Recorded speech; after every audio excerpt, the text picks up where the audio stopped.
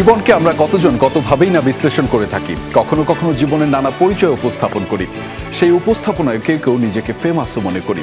কিন্তু দর্শক, আমরা বিশ্বাস করতে চাই আপনি আপনারা প্রত্যেকেই ফেমাস, প্রত্যেকেই নিজ নিজ কাজে অসাধারণ এবং ফেমাস।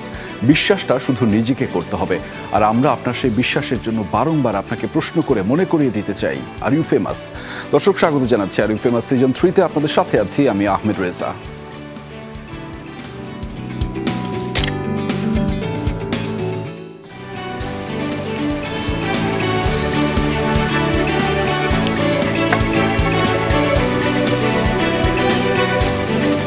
দর্শক, আর ইউ ফেমাসের আয়োজন মানে একটু ভিন্ন পর্ষা, ভিন্ন সারথি আমাদের সাথে যুক্ত হন, যাদের সাথে গল্প হয়, গান হয়, আড্ডা হয়। আজকেও কিন্তু তার ব্যত্যয় ঘটছে না এবং তাদের সাথে আজকে বেশ জম্পেশ আড্ডা হবে, কারণ আজকে খুব গুণী সারথি আমাদের সাথে যুক্ত রয়েছেন। তবে একটা কথা মনে করিয়ে দিতে চাই, মনে আছে নিশ্চয়ই 47-এর দেশভাগের কথা, এবং 47-এর দেশভাগের সময়কার যেই লেখা ট্রেন টু পাকিস্তান, খুশবন্ত সিংয়ের সেই লেখাটি আমাদের কাছে এখনও সবসময় চলমান এবং সক্রিয় রয়েছে, এবং সেটি প্রতিদিনই আসলে আমরা ভাবি।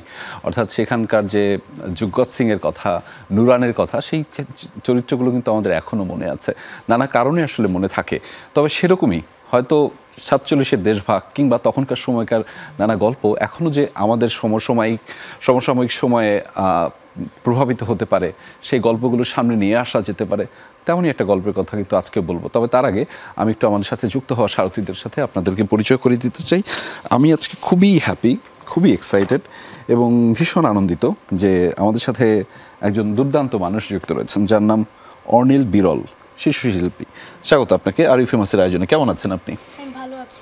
আপনাকে পেয়ে আমার খুব ভালো লাগছে। আমি একটু নার্ভাস আপনার সাথে কথা বলার জন্য। আপনি কি টের পাচ্ছেন? ও জোশ। দর্শক, আমাদের সাথে রয়েছেন গণী অভিনেত্রী সারিকা সাভা। স্বাগত আপনাকে আর ইউ ফেমাসের আয়োজনে। কেমন আছেন? ভালো আছি, আপনি কেমন আছেন? জি, আপনাকে পেয়েও আমাদের দারুণ লাগছে। আপনি প্রথমবারের মতো আমাদের এই আয়োজনে এসেছেন, সেজন্য আরও একবার আপনাকে আন্তরিকভাবে কৃতজ্ঞতা জানাচ্ছি। দর্শক, আমি যে মানুষটির কাজে মুগ্ধতা নিয়ে শুধু তাকিয়ে তাকিয়ে দেখি, মানে বুধ হয়ে টাইপের দেখা হয়ে থাকে না দর্শক হিসাবে, সেরকম আমি আসলে বুধ হয়ে দেখি। সৈয়দ আহমেদ শাওকি, নির্মাতা, গুণী নির্মাতা, স্বাগত আপনাকে আর ইউ ফেমাসের আয়োজনে। Thank you so much again. আপনার জন্য আরো একটা প্রশ্ন আছে, যেটা আপনি প্রশ্নটা অ্যাভয়েড করতে চান সব সময়। কোনটা? পরে করছি একটু। দর্শক, আমি যার কথা বলি, যে এত সাবলীলভাবে শক্তি দিয়ে এবং এত দরদ দিয়ে যিনি অভিনয়টা করেন, অভিনয়টা আসলে তার মননে, মস্তিষ্কে, মগজে, এবং সেটা আমাদেরকে সবসময় দান করেন। আমি আমাদের বলছি যে শক্তিমান অভিনেতা মুস্তাফিজুর নূর ইমরান, স্বাগত আপনাকে আমাদের এই আয়োজনে। আপনি ভালো আছেন নিশ্চয়ই? জি, ভালো আছি। আপনি এরকম বুধ করে রাখেন অভিনয়টা দিয়ে, আমার ভালো লাগে, এবং আপনি এত সহজ মনে হয় আপনাকে দেখলে। অভিনয়টা আমার কাছে মনে হয় সহজ, মনে হয় যেটা আমিও করতে পারি, তাই না? একদমই তো আসলেই না, তবে আসলে দেখবো। আচ্ছা, চেষ্টাটা করব। একটু ফিরতে চাই প্রশ্নটা আপনাকে দিয়েই, আর you famous?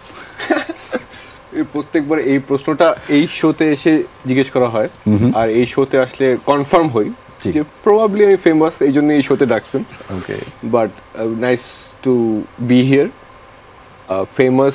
Fame I don't know, but it feels to be, good to be famous, especially in a program like this. Thank you for having us. Thank you. আপনি আমাদেরকে গুণী নির্মাতা হিসেবে আমাদের কিছু সময় দিয়েছেন, এই জন্য আমরা কৃতজ্ঞতা জানাই আপনার কাছে। আমরা আরেকটু কৃতজ্ঞতা জানাতে চাই মুস্তাফিজুর নূর ইমরান আপনার কাছে। আপনিও সময় দিয়েছেন। Are you famous? এবার আমি একদম ঠিক করে এসেছি আর কি। No, I am not famous. কেন না? আমাদের এখানে শিল্পীদের ফেমাস হওয়া একটু টাফ আছে আর কি। এটা আমাদের দেশে সবচেয়ে বেশি ফেমাস হচ্ছে রাজনীতিবিদরা, তো শিল্পী হিসেবে ফেমাস হওয়া খুব কঠিন আমাদের এখানে। ঠিক আছে, সত্যি কথা। এর আগে প্রত্যেকটা বার যখন আপনি জিজ্ঞেস করছেন আর ইউ ফেমাস, তো বিনয় বলছে, কিন্তু আজকে আমি একদম ঠিকই করে এসেছি যে no, I am not famous. প্রাসঙ্গিকতাটা কি?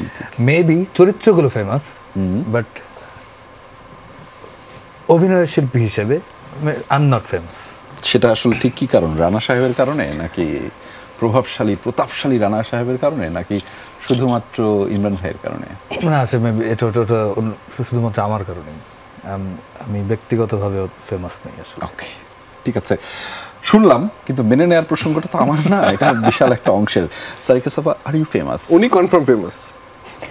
না, আমার মনে হয় আমি যেগুলো কাজ করি এগুলো ফেমাস আমার চেয়ে। কোনটা? ঝুমুর? গুলমোহর, ও আচ্ছা, ফ্যামিলি ক্রাইসিস অফ কোর্স। জিজ্ঞেস করবো seriously? Okay, are you famous?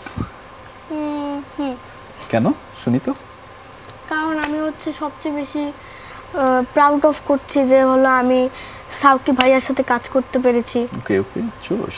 এর জন্যই আমি হলো অনেক প্রাউড করছি যে আমি তার সাথে কাজ করতে পেরেছি। আচ্ছা, আমি কাজ করার গল্পগুলো শুনতে চাই আপনার কাছ থেকে। হ্যাঁ, যে সেই কাজ করার গল্প কি কি হয়েছিল, কি কি ভুলে গিয়েছিলেন, আবার কি কি সাউকি ভাইয়া মনে করিয়ে দিয়েছে, হ্যাঁ, আবার কখনো কান টেনে মনে করিয়ে দিয়েছে কিনা সেগুলো শুনবো। ঠিক আছে, আমাকে শোনাবেন আপনি। তো সাউকি, আমি আপনার কাছে একটু ফিরতে চাই, গুলমোহর নামটা আসলে ঠিক কোথা থেকে আসলো এবং কি নিয়ে আসলো? গুলমোহরের নামটা তো গল্পেই, মানে সিরিজ যারা দেখেছে তারাই বলতে পারবে, ওখানে উল্লেখ করা আছে কেন এই সিরিজের নামটা হচ্ছে গুলমোহর। একটা গাছ, সেই গাছের একটা মিথোলজি আছে, একটা লেজেন্ড আছে, যেটা আমার গল্পের থিমের সাথে কানেক্টেড। আচ্ছা, যেটা হচ্ছে গিয়ে ভয় এবং হচ্ছে গিয়ে যেটা একটা শান্তির প্রতীক হওয়ার কথা ছিল এই বাড়িটা, সেটাকে কিভাবে হচ্ছে গিয়ে মানুষ ভয় পায় এবং ওই ভয়ের গল্পটাই হচ্ছে গিয়ে বলার চেষ্টা করা। তো এটা symbol, metaphorically it means a place of security, a place of probably home. নামকরণ নিয়ে আমার একটা প্রশ্ন আছে, তবে তার আগে একটু দর্শকদেরকে জানাতে চাই যে আমরা আসলে যে বিষয়টি নিয়ে আজকে কথা বলতে চাই সেটি হচ্ছে গুলমোহর। গুলমোহর ঠিক অল্প কয়েকদিন আগেই কিন্তু চরকিতে প্রকাশিত হয়েছে। চরকিতে এখন আপনারা চাইলেই দেখতে পাবেন, সেখানে ওয়েব সিরিজটি আছে এবং এটি গুণী নির্মাতা শাওকির অন্যতম একটি নির্মাণ। আমার কাছে চোখের শান্তি লাগার মতো একটা নির্মাণ মনে হয়েছে। যিনি এর আগে 2020 সালে তিনি তাকদীর করেছিলেন, তারপর কারাগার হচ্ছে 2022-এ, এবং দীর্ঘ প্রায় 3 বছরেরও বেশি কম সময় নিয়ে, কাছাকাছি সময় নিয়ে তিনি, আমরা তার তৃতীয় যে কাজটি সেটি আসলে দেখলাম, গুলমোহর। এক শব্দের নামটা সবসময় সিলেক্ট করেন, কিন্তু সাম্প্রতিক সময় দেখলাম 2023-এ ভারতের একটি কাজ আছে গুলমোহর, আপনি নিশ্চয়ই এটি দেখেছেন। হ্যাঁ হ্যাঁ হ্যাঁ, আমরা যখন লিখছিলাম তখনই হচ্ছিল গিয়ে ওই ফিল্মটা বের হয় আর কি। আচ্ছা, নামের সাথে শুধু নামেই মানে মানুষের, দর্শকের সাথে একটু কনফিউজিং আমার খুব মনে হচ্ছিল যে আচ্ছা, আমি তো এই গুলমোহর এই কাজটা দেখি নাই, তাহলে এটার সাথে কি কোনো ধরনের এটা মিল আছে? না, কোনো মিল নেই, মিল নেই, একদমই নেই। আচ্ছা, যাক। রানা সাহেব, আপনার কাছে ফিরতে চাই, কি জোশ লাগলো। আমি পুরো ওয়েব সিরিজটা তাকিয়ে তাকিয়ে দেখলাম যে একটা মানুষ কিভাবে কন্টিনিউ করলো পুরো গল্পটা এবং এত প্রভাব নিয়ে কন্টিনিউ করলেন। কি ছিল ওই চরিত্রটার মধ্যে? এই চরিত্রটা কি পেতে চেয়েছিলেন নাকি শাওকি ভাই জোর করে দিয়েছে, বা এইটাতে এরকম একটা চরিত্রে কাজ করার ইচ্ছা তো আপনাদের সবসময় থাকে? হ্যাঁ, ডেফিনেটলি সবসময় থাকে। চরিত্রটি মানে সৈয়দ আহমদ শাওকি আমাকে দিয়েছেন, আমাকে নিয়েছেন এই চরিত্রে, সেজন্য আসলে আমি ওনার কাছে অনেক কৃতজ্ঞ, ডেফিনেটলি। এবং এই চরিত্রটিকে আপনারা যেভাবে দেখেছেন, যে এটার পুরো ক্রেডিট আসলে ওনার। আচ্ছা, উনি খুব ক্লিয়ার ছিলেন যে আসলে উনি কীভাবে দেখতে চান চরিত্রটিকে। সেই ক্ষেত্রে পোর্ট্রে করার ক্ষেত্রে আপনি যেহেতু বললেন সে আপনাকে চরিত্রটা দিয়েছে, এইটির ক্ষেত্রে সে কতটুকু সহযোগিতা করেছে, আপনি নিজেকে কতটুকু ইম্প্রোভাইজ করেছেন? সহযোগিতা বলবো না, যে পুরো মানে গ্রাফটা, এটা তো আসলে ওই যে আমি এটা বলছি এর আগেও আর কি, যে উনি বলছিলেন যে এই চরিত্রটা ভালো না খারাপ, সেই প্রশ্নটা যেন থাকে আর কি। আচ্ছা, তো সেই ওই প্রশ্নটা আমার ভেতরে সবসময় ছিল। এই ক্যারেক্টারটাকে পোর্ট্রে করার সময় সবসময় এই প্রশ্নটা আমার ভেতরেও ছিল, যে এই ভালো অথবা খারাপ এই জায়গায় যেন বিষয়টা না থেমে যায় বা না আটকায় যায় কখনো। না, অনেক আর্টিস্ট বলেন যে তারা ডিরেক্টরস আর্টিস্ট, সো এই জন্য আপনার মধ্যে সেটা কোনো প্রভাব পড়েছিল কিনা সেটার জন্য? আমি তো definitely directors artist, definitely director যেভাবে চান আমি সেভাবেই করার চেষ্টা করি। সাধারণত বলে হচ্ছিল কি মানে কাজ পাওয়ার জন্য। আমি সারিকার এরকমই একটা ইন্টারভিউ দেখছিলাম, সে সারিকা খুবই বলছিল যে সে অলওয়েজ ডিরেক্টরস আর্টিস্ট, ডিরেক্টররা যা বলবে তাই করবে। সে বলতে চায় যে সারিকা হচ্ছে একটা মাটির দলা টাইপের এবং এটা যেভাবে বানানো হবে সেভাবেই তাকে আসলে সে পোর্ট্রে করতে চাইবে। ইঞ্জিনিয়ার সাহেব, আমি আসলে এই চরিত্র নিয়ে আপনার কাছে জানতে চাই যে এই চরিত্রটিতে আপনার একটা ইন্টারভিউ দেখছিলাম, সেখানে আপনি বলছিলেন এক্স্যাক্ট এই লাইনটাই, আপনি আসলে ভার্সাটাইল ক্যারেক্টার করতে চান, সময় কম হলেও সমস্যা নেই, আপনি সেই উল্লেখটা করেছেন। আমি চরকির এই সিরিজটা দেখার পরেও মনে হয়েছে যে অনেক কম, হয়তো মানে অন্যান্য সবার যেভাবে স্ক্রিন প্রেজেন্স আছে তার চেয়ে কম, কিন্তু ইম্প্যাক্টফুল। এবং আমি আপনার মানে দৃশ্যায়নের ক্ষেত্রে আপনার অঙ্গভঙ্গি দেখছিলাম যে ডায়ালগ ছাড়াও যে আসলে কত কিছুর মধ্যে দিয়ে এক্সপ্রেশন দেওয়া যায় সেটা আমি খুব নিগুড়ভাবে দেখছিলাম। কিভাবে সম্ভব? Thank you all credit goes to Shawki ভাই অফ কোর্স। এগুলো বলতে হয়, কাজ পাওয়ার জন্য। কাজ তো করেই ফেলেছি, আর কাজ পাওয়ার কি আছে? কাজ পাওয়ার জন্য এটা ট্রু, আসলে এটা all credit goes to him. আচ্ছা, আর হচ্ছে আমার তো আসলে কোনো ব্যাকগ্রাউন্ড নাই, থিয়েটারের ব্যাকগ্রাউন্ড নাই, বা হচ্ছে অ্যাক্টিং নিয়ে আমি ওরকম পড়াশোনাও করিনি। সো যতটুকু আসলে আমাকে কমফোর্ট দেওয়া হয় বা ক্যারেক্টারটা নিজের মধ্যে ধারণ করে দেওয়া হয় ততটুকু আমি করতে পেরেছি আর কি। এটার সাথে যুক্ত হওয়াটা কিভাবে হলো? আমি 2-3 বছরের আগেরও বেশ কিছু ইন্টারভিউ আপনার দেখছিলাম, তখন আপনি বলছিলেন যে আপনি আসলে একটা ভালো গল্প চান, একটা ভালো ডিরেক্টর চান টু প্রুভ ইয়োরসেলফ। হ্যাঁ, সো যুক্ত হওয়াটা কিভাবে হলো ওনার সাথে এই কাজের জায়গায়? এবং আপনি যেটা আসলে আমাদের আর্টিস্টরা কখনো বলেন না, উনি একটা ইন্টারভিউতে বলেছেন যে সে অনেক জায়গাতে অডিশন দিচ্ছেন। এটা অডিশন দিয়ে, এটা আমি অডিশন দিয়ে করেছি। আর শিল্পীরা এটা বলে না যে আমি অনেক জায়গায় অডিশন দিয়েছি তো আমার হয়নি, সো এটা বলে না। কিন্তু আমি তার এই লাইনটা ভালো লেগেছে যে সে বলছে যে আমি অনেক কাজের জন্য অডিশন দিচ্ছি। হ্যাঁ, আমার মনে হয় যে আমাকে কাস্ট করার জন্য আমার কোয়ালিটিটা আছে কি না এটা অডিশনের মাধ্যমে আসলে বুঝতে পারবে, বা আমি কতটুকু ডেডিকেটেড। সো অডিশন দিতে আমার কোনো সমস্যা নেই কখনোই। মনে হয় না যে এখানে চরিত্রের অংশটুকু কম, তো শাওকি ভাই সেটুকু কিভাবে পোর্ট্রে করবে, সেখানে নিজেকে তুলে ধরা যাবে কিনা, এরকম নানা ধরনের প্রশ্ন আসে না আর্টিস্টদের মনে? আমি আসলে গল্পটা পুরো শোনার আগেই আমি হচ্ছে স্ক্রিপ্ট পেয়েছিলাম, মানে আমার অডিশনের জন্য। তো ওইটুকু পরেই আমার কাছে মনে হয়েছে যে এখানে আমি কোনো কিছু করতে পারবো, বা আমার সাথে যে কো আর্টিস্টরা আছেন সবারই আসলে একটা ইম্প্যাক্ট থাকবে। তো আর মেকার্স হচ্ছে শাওকি ভাইয়া, সো ওই ট্রাস্টটা তো আসলেই ছিল। ট্রাস্ট করতে না পারলে তো আসলে ওইভাবে ইনভলভ হওয়া পসিবল না। আমি একটু ট্রাস্টের বিষয়ে আপনার সাথে আসি। ট্রাস্ট মানে হচ্ছে বিশ্বাস, আস্থা। তো আপনার কার কার উপরে বিশ্বাস ছিল, আস্থা ছিল যে আপনার কাজটা ঠিকঠাকভাবে হয়ে যাবে? আমার প্রধানত বিশ্বাস ছিল শাওকি ভাইয়ার উপর। কাজ পেতে হবে কিন্তু, এবং এটা শেখানো হয়েছে যে ভাইয়া ডাকবে। আচ্ছা, ঠিক আছে, হ্যাঁ আমি এটা বিষয়ে আসছিলাম। তারপরে আর কার উপরে আস্থা ছিল? তারপর হলো এখানে যে ক্যামেরাম্যান ছিল তার উপরও। আচ্ছা আচ্ছা, আর হলো আমার বাবা মা দুজন, তাদের উপর। আচ্ছা, তাদের উপরে। কিন্তু তারা তো, তাদের সাথে আপনার তো অংশ কম ছিল, বরং তাদের চেয়ে অন্যান্য সবার সাথে বেশি ছিল। ওই যে ভারত থেকে একজন আসছেন অভিনেতা, ওনার নামটা মনে আছে আপনার? শাশ্বত চট্টোপাধ্যায়। ও বাবা, আচ্ছা। ওনার সাথে কাজ করার অভিজ্ঞতাটা কেমন সেটা একটু আপনি আমাকে বলেন। হ্যাঁ, আমি গর্বিত যে হলো আমি ওপার বাংলার শাশ্বত চ্যাটার্জির সাথে কাজ করতে পেরেছি। আর এখানে সবচেয়ে আমার ভালো লেগেছিল যখন আমি পাহাড় থেকে পড়ে যাই লাফ দিয়ে। ও, এটা ভালো লেগেছে। আচ্ছা, ঠিক আছে। পাহাড় থেকে পড়ে গেলেও ভালো লাগে মানুষের, তাই না? আচ্ছা, লাফ দিয়ে পড়ে গেলেও ভালো লাগে। আমি তো এই অ্যাডভান্সটা নিতে চাই যে কিভাবে লাফ দিয়ে পড়ে গেলে ভালো লাগে। সম্ভব? আমাকে একটু দেখাই দিতে পারবেন আপনি? যখন হলো আমার কাজিনরা আমাকে হলো ভয় দেখাচ্ছিল, আমি যখন দৌড় দিয়ে ওই পঞ্চগড়ের শেষ মাথায় চলে গেলাম চা বাগানের, তখন একটা জায়গায় পিছলা ছিল। আচ্ছা, পিছলা থাকার কারণে আমি ওখান দিয়ে গড়িয়ে পড়ে যাই। ও আচ্ছা, এটা কি গল্প নাকি মানে এরকমই ঘটেছে? এরকমই ঘটেছে। কোথায় ঘটেছে? এটা হলো পঞ্চগড়ের একদম শেষ বর্ডারের সাথে একটা চা বাগান ছিল। এটা তাহলে এইটা কোথায় দেখা যাবে? এইটা এখন আমরা চরকিতে দেখতে পারবো। চরকি কিসে দেখা যাবে?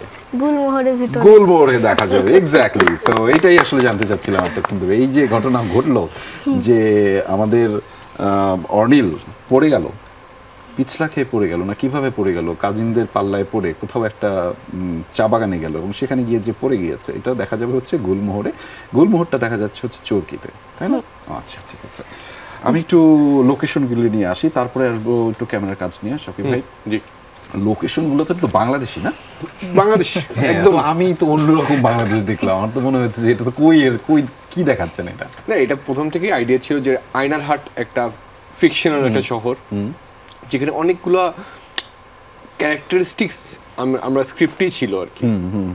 সো এটার কারণেও হচ্ছিল গিয়ে একটা লম্বা বিরতির পর এটা করা, বিকজ এটার চ্যালেঞ্জিংটা ছিল লোকেশন প্লাস যে ওয়ার্ল্ডটা আমি ক্রিয়েট করতে চেয়েছি।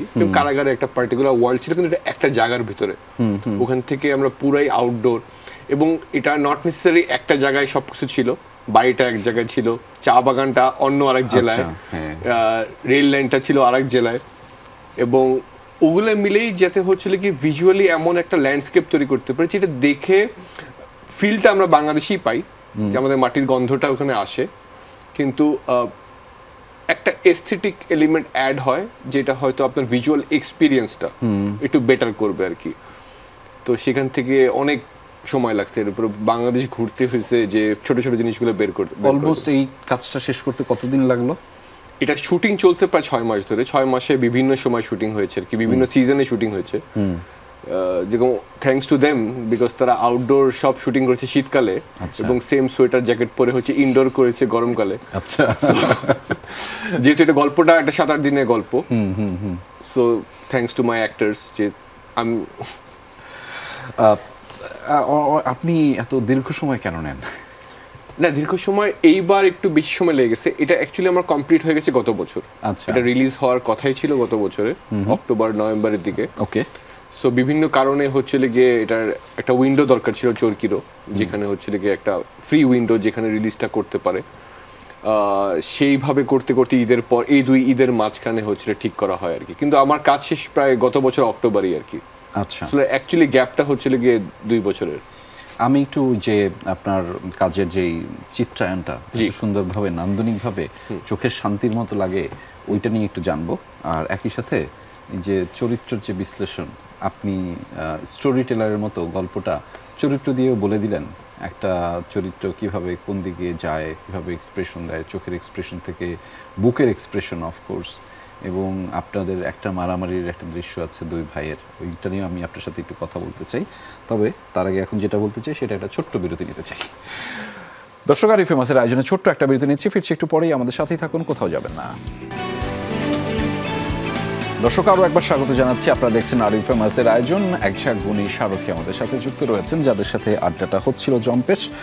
সারিকা 25 অক্টোবর 2023 আপনারকে নিয়ে একটি পত্রিকা, তারা একটি ইন্টারভিউ ছাপিয়েছে, যাতে একটি লাইন আমি পড়ে শোনাতে চাই আপনাকে। আমি চাই 10 বছর পরে আমি আজকের চেয়ে অনেক ভালো অভিনয় করতে পারি, যাতে মানুষ অন্তত বলে সারিকা নিজেকে ভাঙতে পেরেছে। সেই পথে আগাচ্ছেন? 2 বছর, প্রায় 2 বছর হলো। কেন মনে হলো চেষ্টা করছেন, মানে, এবং সেটা ইতিবাচকভাবে হচ্ছে কিনা? আসলে অভিনয়ের তো কোনো মাপকাঠি নেই, মানে আমি এখনো আমার অভিনয় নিয়ে স্যাটিসফাইড না।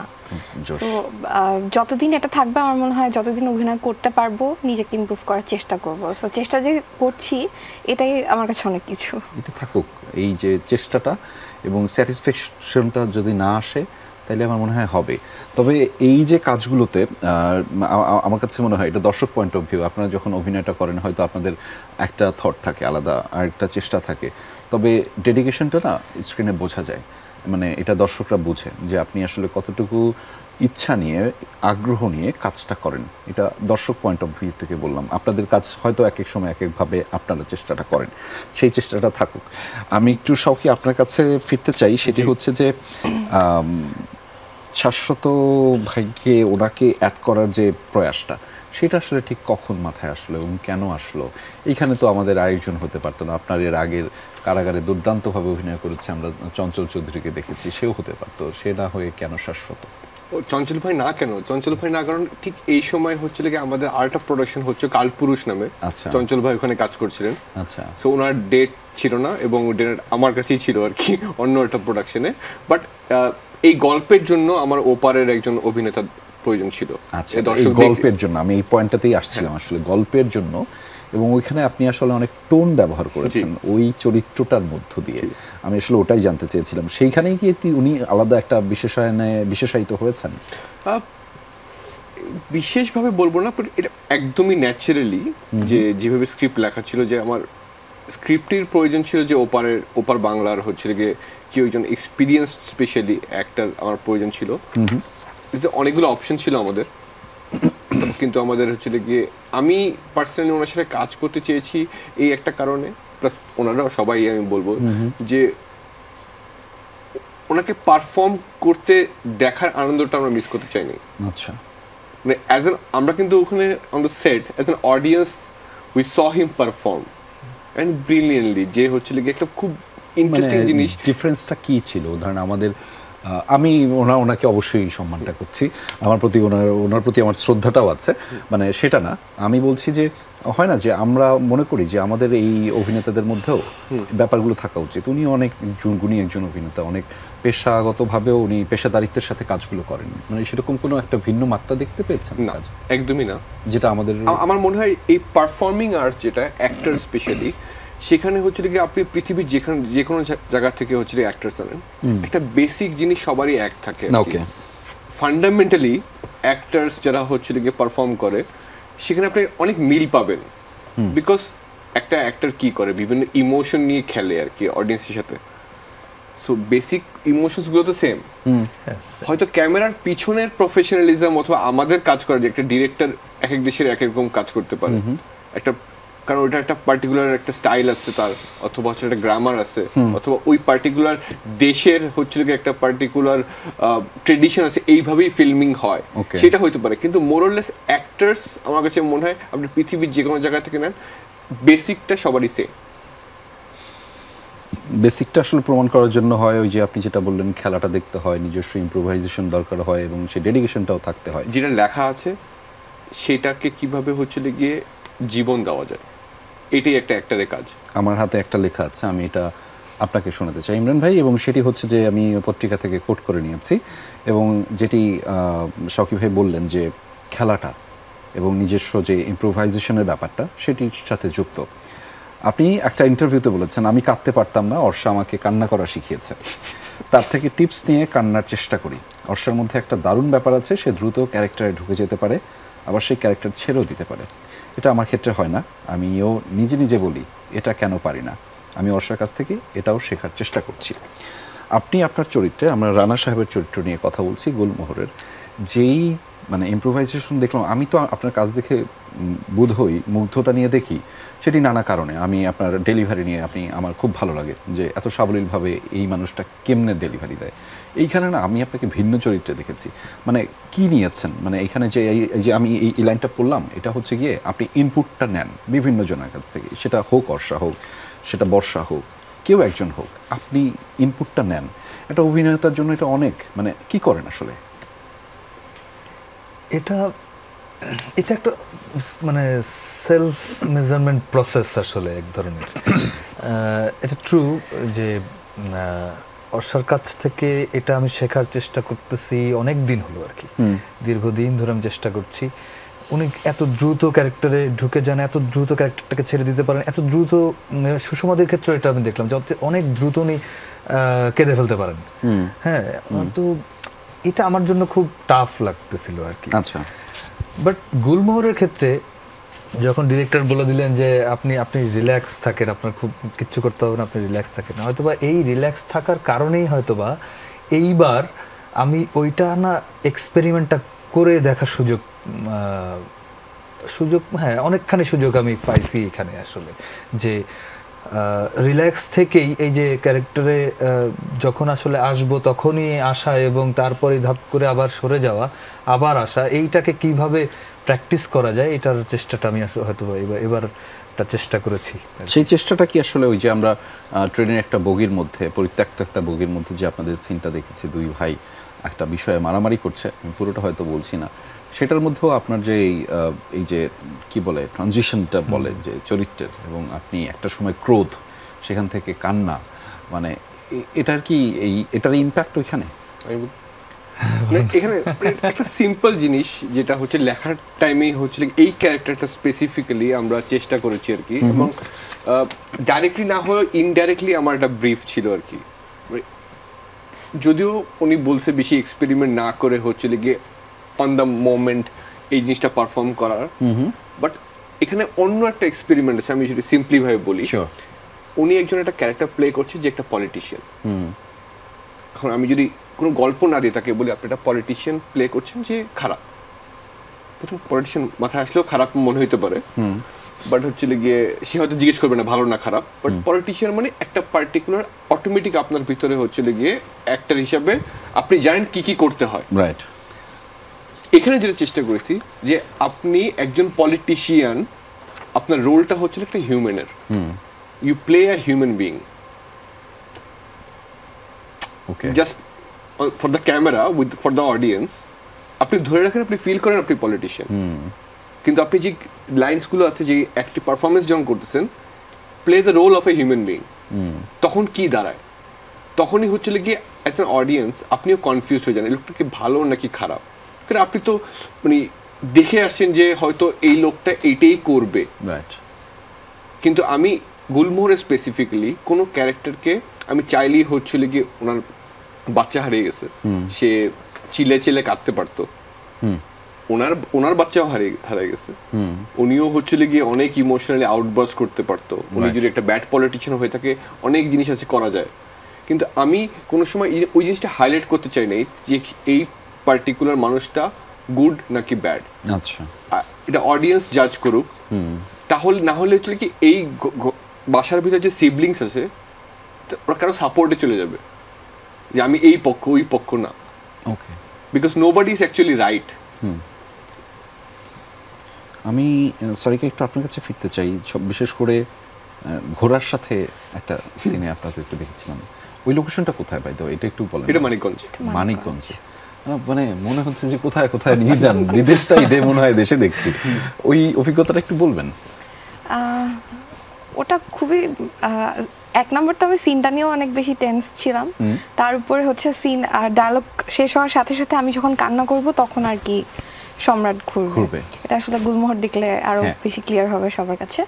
তো ওই সময় হচ্ছে একে তো সাথে সাথে ঘুরবে, তো সিন নিয়েও টেন্সড, আবার হচ্ছে ঘোড়া আবার আমাদেরকে কোনোভাবে কিছু করে নাকি, ওটা কিভাবে ঘোরালেন, সম্রাটকে ঘোরালেন কিভাবে, মানে এটা ওই সিকোয়েন্সে এটা আসলে সবাই হেল্প করেছে। সারিকা না হয় অ্যাকশনটা শুনলো যে অ্যাকশন, কিন্তু ঘোড়া কিভাবে, ফ্যান্টাস্টিক প্রশ্ন, আমরাও জানি না। আচ্ছা, আমার ওই সিনটাতে হচ্ছে অ্যাক্টরদের জন্য খারাপ লাগে, কারণ হচ্ছে কি আমরা যারা সেটে ছিলাম সবাই মিলে ঘোড়ার দিকে চোখ, যে ও পারফর্ম করবে নাকি ওই মোমেন্টে, রাইট। তো একটা অ্যাক্টর একটা ইমোশনাল সিন করছে, কোনো অ্যাপ্রিসিয়েশন নাই, কিছু নাই, সবাই তাকায় আছে ঘোড়াটার দিকে। তো ঘোড়াটা ইটস ভেরি ট্রেইনড, যে ওকে বললে ওর একটা ট্রেনার আছে, আচ্ছা, সেই ট্রেনারটা হচ্ছে গিয়ে অফ ক্যামেরা চারটা কোণায় দাঁড়ানো ছিল, ওকে। সো একজন ইশারা করলে ও হচ্ছে ওর কাছে যায়, এবং এই ইশারা করলে ওর কাছে আসে, আচ্ছা, মানে আমরাই ইশারা করছিলাম আর কি, আমরাই ওর ফ্রেন্ড হয়ে গেছিলাম। সো ওইটা টাইমিংটা করতে হবে এমন যে হচ্ছিল কি ওই চার কোণায় হচ্ছিল কি চারজনের কাছে যেতে থাকবে, যেটা অফ ক্যামেরা দেখা যায়, আমরা দেখতে পাচ্ছি, কিন্তু ঘোড়াটা দেখছে, ঘোড়াটা কিন্তু তাকিয়ে আছে হচ্ছিল গিয়ে ওই মানুষগুলো, চারজন নির্দেশকের যে ওকে ডাকছে, রাইট। সো আমি একটু নির্দেশনায় ফিরতে চাই। নির্দেশনাটা হচ্ছে যে আপনার যখন চশমাটা হারিয়ে যায়, তাই না, চশমাটা একটু ধরবো, চশমাটা এটাই কিন্তু চশমাটা, এটাই ছিল, হ্যাঁ আমি তো সেটাই দেখতে পাচ্ছিলাম, এখন আপনি দেখতে পাচ্ছেন এখানে আমাকে না, ওই সময় দেখতে ওইখানে যে গুলমোহরের সময় কি দেখতে পেতেন চশমা ছাড়া, দেখতে পেতেন, মানে ক্যারেক্টারটা রুদ্র দেখতে পেতেন, রুদ্র দেখতে পেতাম, ফুল চশমাটা দেখতে ছাড়া, পেতাম, চশমা ছাড়া নাকি চশমা সহ দেখতে পেতাম? চশমা ছাড়া সব, চশমা ছাড়া একটু কম দেখতে পেত না, এই জন্য একটু চশমাটা নিয়ে একটা সিকোয়েন্স আছে বা একটা শর্ট আছে, দৃশ্য আছে না। তো এইটা করতে গিয়ে না খেয়ে থাকতে হয়েছে এই শুটিং এ কখনো? না, জীবন না, মানে কারো রাগারাগি শুনতে হয়েছে? না, কেউ ধমক দেয়নি? না, তারা হলো আরো বেশি আদর করেছে, আদর করেছে যে এটা পারছো না কেন, এটা বলতে পারছো না কেন, বুঝতে হয়তো। ও আচ্ছা, মানে কেউ কান মলে দেয়নি যে এটা হচ্ছে না কেন, এরকম কি হয়েছে? না, কখনো সবাইকে আদর করেছে না, সবাই আদর করে করে বলে দিয়েছে, বুঝিয়ে দিয়েছে। কাকে বেশি সবচেয়ে পছন্দ হয়েছে সেটা? আমার সবচেয়ে বেশি পছন্দ হয়েছে সাউকি ভাইয়াকে। এটা বলতে হয়, আচ্ছা এটা বলতে হয় না। আর তারপরে কাকে? তারপর ভালো লেগেছে এই টিমের সবাইকে। আচ্ছা, খুবই ডিপ্লোম্যাটিক আনসার। শিশু এবং পশু দুইজনকে দিয়ে অ্যাক্টিং করাইছে, করিয়েছে না। আমি এখানে আরেকটা চরিত্রের কথা বলবো, দুজন চরিত্রের কথাই বলবো, যে আমরা অনেক গুণী এবং শক্তিমান অভিনেতাদের আপনি নিয়েছেন, সারা জাকেরের কথা বলতে চাই, আমি আরেকজনের কথা বলতে চাই, ওনার নাম সম্ভবত জিসান। যে উনিও এত দুর্দান্ত অভিনয় করেছেন, মানে ওই যে সারিকার মতো যে কম সময়ে কিন্তু ইম্প্যাক্টফুল। ওনাদের দুজনকে নিয়ে যদি একটু বলতেন। সারা আন্টি তো অন্যরকম এক্সপিরিয়েন্স আমাদের সবার জন্য। জি, সারা আন্টিকে মানে ডিরেকশন দেওয়ার চেয়ে বেশি তার ট্রাস্টটা হচ্ছে গেইন করাটা বেশি কঠিন ছিল। যে এত বছর পরে সে হচ্ছিল ক্যামেরার সামনে আসবে, রাইট, মানে সে মঞ্চে তো সে একজন ফ্যান্টাস্টিক অ্যাক্টর, মানে ক্যামেরার জন্য অ্যাক্টিং করাটা হচ্ছিল গিয়ে উনিই বলছিল যে আমি কি পারবো তোমাদের নতুন ল্যাঙ্গুয়েজে তোমরা কোথায় কিভাবে ক্যামেরার লেন্স বুঝতে হয়, কত কিছু বললো আমাকে, আমি স্টাডি করছি, এগুলো জানতে হয়, তো এগুলোকে আমি পারবো। তো তাকে মেইনলি হচ্ছিল গিয়ে আমাদেরকে ওর চেয়ে বেশি হচ্ছে সারা আন্টিকে প্যাম্পার করতে হচ্ছে যে আপনি পারবেন। আচ্ছা, এটা হচ্ছিল কি সারা আন্টি। আর জিসান তো আমার সাথে কারাগারেও কাজ করেছে। ওকে হচ্ছিল গিয়ে কি করতে হয়, ওকে শুধু কন্ট্রোল করতে হয়। ও হচ্ছিল কি আরো 100টা জিনিস নিয়ে আসে। আচ্ছা, যে এক্সপ্রেশন হোক অথবা অ্যাগ্রেশন অথবা ইম্প্রোভাইজেশন, ওকে বলতে হয় যে হচ্ছিল কি সব বাদ, এখান থেকে সে এই দুইটা করো। তার লুকটা কিন্তু জোশ হয়েছে। হ্যাঁ, ওটা থ্যাঙ্কস টু আমাদের কস্টিউম ডিজাইনার। ওকে, সবকটা ক্যারেক্টারের জন্যই। অবশ্যই। তো ওটা পার্টিকুলারলি এক একজনের এক একটা ডিজাইন করা হয়েছে, সো ভালো হয়েছে ওটা। নিশ্চয়ই সেই ডিজাইনটা আসলে চলতে থাকুক, এবং আমাদেরও এই আয়োজনে একটা ছোট্ট ডিজাইন নিতে হবে, সেটি হচ্ছে একটা অ্যাডেড ডিজাইন। দর্শক, আরই ফেমাসের আয়োজনে ছোট্ট একটা বিরতি নিচ্ছি, ফিরছি একটু পরে, আমাদের সাথে থাকুন, কোথাও যাবেন না। দর্শক, স্বাগত জানাচ্ছি আরও একবার। আপনারা দেখছেন আরই ফেমাসের আয়োজন। আমাদের সাথে একজন গুণী মানুষ রয়েছেন, গুণী সারথী রয়েছেন, যাদের সাথে গল্প হচ্ছিল, আড্ডা হচ্ছিল। এবং আপনারা জানেন আমাদের এই শেষ অংশে থাকে দুটি পর্ব। সেই দুটি পর্বের মধ্যে প্রথম পর্বটি হচ্ছে যে যাহা বলিব মিথ্যা বলিব, অর্থাৎ আমাদের সাথে যুক্ত হওয়া সারথীরা তারা দারুণভাবে মিথ্যা বলেন। কে কেমন কতটুকু মিথ্যা বলতে পারেন, আমরা সেটি একটু দেখতে চাই। সারিকা, আপনাকে দিয়ে শুরু করি। আমাকে প্রথম মিথ্যা বলতে হবে? আচ্ছা, ঠিক আছে। ঠিক আছে, মানে আমি আপনাকে একটা শব্দ বলবো, একটা বাক্য বলবো, সেটি নিয়ে আপনি আসলে মিথ্যা বলবেন, ঠিক আছে? শাওকি। শাওকি ভাই কিছুদিন পরে শাহরুখ খানকে ডিরেকশন দিচ্ছেন। আচ্ছা, জোশ, এ তো লাইনে চলে এসেছে। সত্য। ইমরান ভাই। ইমরান ভাই খুব বাজে অ্যাক্টর। আচ্ছা, গুলমোহর। গুলমোহর একটা সিনেমা। একটা সিনেমা। ফটোগ্রাফি। আমি পছন্দ করি না। মডেল। মডেল একটা শব্দ। এটা নিয়ে কি মিথ্যা বলবো আসলে? Computer science and engineering. খুবই ইজি সাবজেক্ট, খুবই। সারিকা হিউম্যান চ্যারিটি নিয়ে কাজ করতে চায়। না, একদমই চাই না। সোশ্যাল মিডিয়াতে পজিটিভ ইনফ্লুয়েন্স ছড়াতে চায় সারিকা। না, একদমই না, নেগেটিভলি ভাইরাল হতে চাই। রংপুরের মেয়ে সারিকা। না, বরিশাল। কমফোর্ট জোনে লাফালাফি করতে পছন্দ করে। হ্যাঁ। ক্লাসিক্যাল, ভারতনাট্যম এগুলো তার পছন্দের। না, একদম না। ঝুমুর। আমার সবচেয়ে অপছন্দের ক্যারেক্টার। স্যার, আপনার কাছে আসি। আমি একটা শব্দ বলবো, একটা বাক্য বলবো, যে কোনো, এটা নিয়ে মিথ্যা বলতে হবে, ঠিক আছে? রুদ্র। এটি শাহরুখ খানের নাম। ওকে, জোশ। শাওকি। সে কোনো ডিরেক্টর না। রানা সাহেব। তাকে আমি চিনি না। আচ্ছা, চেয়ারম্যান সাহেব। সে আমার পাশের এলাকাতে থাকে। ওকে, জোশ। গুলমোহর। এটি একটি নাটক। শাশ্বত। তিনি মিয়ানমারের অভিনেতা। ও, সারা জাকের। সারা জাকের, তিনি ইন্ডিয়ার অভিনেতা। ওকে, জোশ জোশ জোশ জোশ, থ্যাংক ইউ। তাহলে অনিল। সেও ইন্ডিয়ার অভিনেতা। ওকে, জোশ, ফ্যান্টাস্টিক, জোশ জোশ, এত সুন্দর বললেন। আপনার কাছে একটু ফিরতে চাই। ইমরান ভাই। শাওকি। উনি কমার্শিয়াল ডিরেক্টর।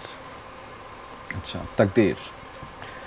তাকদীর খুবই আন্ডাররেটেড কাজ। কারাগার। কারাগার এটা একটা ভালো সিনেমা। আচ্ছা, রানা সাহেব। ভালো মানুষ। গুলমোহর। হইচইতে দেখায়। আচ্ছা, আচ্ছা, ট্রেন টু পাকিস্তান আপনার জন্য? আমার খুব বেশি পছন্দ না এই লেখাটা, খুব বেশি পছন্দ। আচ্ছা, সারিকা?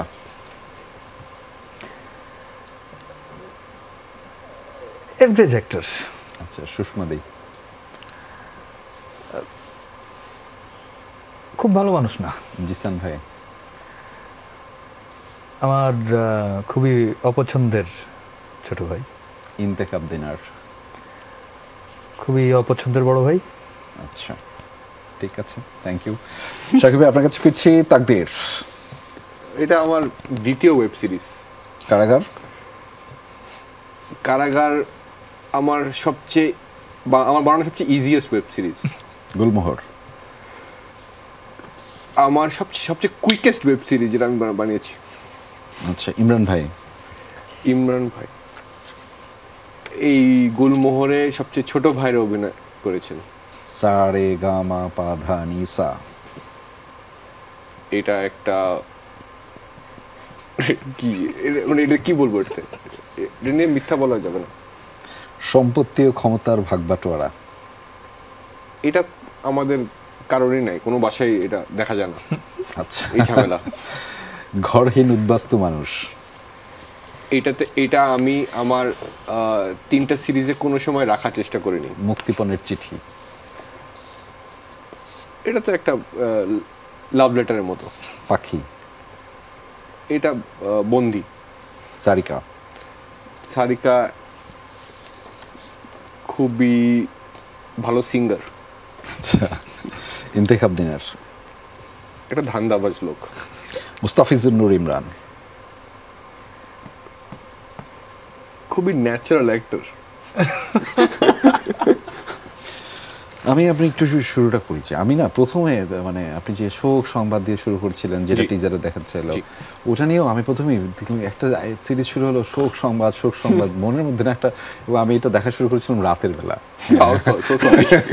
তা আমি শুরু মানে একটু কি হইলো, এটা একা শুরু করতেছি, একটা শোক সংবাদ এবং জানাজা দিয়ে টিয়ার শুরু হচ্ছে। আচ্ছা, আমরা এগুলো নিয়ে আরো কথা শুনবো। আমাদের হাতে খুব কম সময় আছে, আমাদের একটা চিঠি আছে, একটু পড়ে শোনাতে চাই আপনাদের দর্শকদেরকে, তোমাকে জানাতে। ইমরান ভাই কাকে লিখেছেন, কি লিখেছেন? প্রিয় আহমেদ রেজা, ও আপনার কণ্ঠস্বর, উচ্চারণ এবং শব্দচয়ন অসাধারণ সুন্দর, আমি আপনার ফ্যান। ও ইমরান ভাই, আমাকে তো বিপদে ফেলে দিলেন, আমার লজ্জা লাগছে।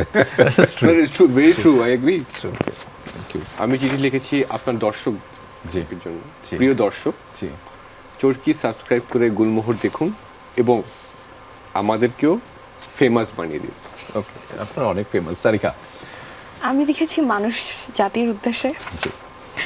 প্রিয় মানুষ জাতি, অন্যের ক্ষতি না করে, নিজের ক্ষতি না করে প্রকৃতির সাথে বেঁচে থাকা অনেক সুন্দর। আসুন না, চেষ্টা করে দেখি, ইনশাল্লাহ। স্যার রুদ্র? আমি পৃথিবীর সোর্সটাকে চিঠি লিখতে চাই, কারণ সে আমাকে প্রতিষ্ঠিত করেছেন। ও জোশ, থ্যাংক ইউ। আমি একটু আপনাকে দিয়ে চেষ্টা করতে চাই, আমাদের হাতে খুব কম সময় আছে। আমি শুনেছি আপনি নাকি অ্যাকশন বললেই আপনার মধ্যে আলাদা একটা অ্যাকশন চলে আসে, ওইটা কি একটু আমরা একটু শুনবো, যে ডিরেক্টর সাহেব যখন অ্যাকশন বলেন তখন আসলে আপনার মধ্যে কি কাজ করে? আমি কি একটু আপনাকে একটু সাহায্য করব? হ্যাঁ শিওর। এই কোন সিন করতে চাও? যখন 700 আঙ্কেল বলে যে মারা, ওই মারাটা। আচ্ছা, ওনার সাথে অ্যাক্টিং করবা? ওকে, আমি তো অ্যাক্টিং পারি না। Stand by, roll camera and action. তোমাকে কে মেরেছে আমাকে বলো, আমার বাবাকে বলবো। আমার বাবাকে সবাই ভয় পায়। ও জোশ জোশ জোশ জোশ জোশ, জোরে একটা হাইফে হবে। জোশ, থ্যাংক ইউ। কি কাজ আসছে ভবিষ্যতে? আমাদের কতদিন অপেক্ষা করতে হবে? এই বছরই আসবে আমার লেখা একটা সিরিজ আসবে। ডিরেকশন কবে আসবে এটা এখনো জানি না। সিরিজ আসবে নাকি ফিল্ম আসবে নাকি শর্ট ফিল্মও আসতে পারে, বাট প্রবাবলি গুলমোহর চেয়ে অনেক ছোট স্কেলের কিছু কোনো কাজ আসবে। আচ্ছা, কবে অপেক্ষা করতে হবে? আমি জানি না এখন পর্যন্ত। যখন আপনি বলেন না কিছু, এর আগের দিন এসে বলেননি যে গুলমোহর আসছে। আমি তো অপেক্ষায় ছিলাম। আর কি ওটা আসলে আমরা জানতাম না কবে আসবে। আচ্ছা আচ্ছা, সারিকা কবে আসছে নতুন কাজ? আসলে তো সবাই দেখতেই পারবে। সবাই সবাই বেকার। আপনার কাজ আসছে? এটাই ট্রু। আসছে খুব শীঘ্রই না? ওকে ওকে। এই বলো তো ঈদে আসছে, বলো। হ্যাঁ, ঈদে হলো আমার সিনেমা হলে আসছে উৎসব। উৎসব, বাবা এটা তো আরো অনেক বড় কাজ। ঠিক আছে, আমাদের সাথে আপনারা অনেক কষ্ট করে সময় দিয়েছেন, সেজন্য অনেক কৃতজ্ঞতা এবং আপনাদের প্রতি অনেক শুভাশিস রইল, এবং আপনাদের এই যে যাত্রাটা, চেষ্টাটা অব্যাহত থাকুক আমাদের জন্য, দিন শেষে তাতে আমরা দর্শকরা ভালো থাকি। আপনাদের জন্য অনেক শুভকামনা। দর্শক, আরিফ ফেমাসের আয়োজনে যারা যুক্ত ছিলেন তারা একটা কথা কিন্তু বলছিলেন, সারিকা যেমনটি বলছিলেন যে আমরা সবাইকে নিয়ে ভালো থাকতে চাই, এবং তাহলে পৃথিবীটা ভালো থাকে। এবং পৃথিবীর মধ্যে ছোট্ট একটি দেশ আমাদের বাংলাদেশ, লাল সবুজের এই দেশটি আমরা প্রতিদিন ভালো রাখতে চাই। আমি আপনি সবাই সেই দেশের মালিক, ফলে আমার এই দেশটিকে ভালো রাখার দায়িত্ব কিন্তু আমাদেরই। ভালো থাকবেন, দেখা হবে পরবর্তী আয়োজনে।